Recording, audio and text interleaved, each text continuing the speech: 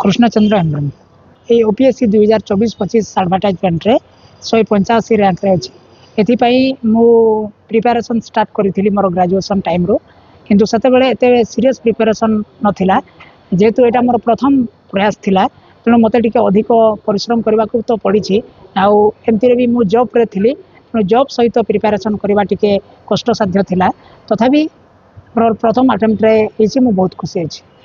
आर्थिक बेसी शारीरिक जो प्रतिबंधक थिला, एटा एते मते एते मते एते एते मो पई बड़ प्रतिबंधक नथिला, किंतु जो आर्थिक अभावटा थिला सेटा ही मो पई सबुठारु बड़ प्रतिबंधक थिला।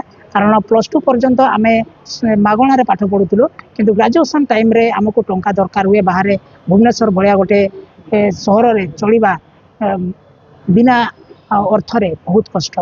तेणु मु जिला प्रशासन को निवेदन करी मते साहाय्य करबा पई, एवं जिला प्रशासन मध्य मते साहाय्य करथिला, जोथि पई मु आज आसीछि केउझर को जिलापाल को भेटिली एवं कृतज्ञता ज्ञापन कली जे मते साहाय्य करथिबार। मते बहुत खुशी लागुछि जे मु आज जने प्रशासक भाव रे चयन होईछि एवं यार श्रेय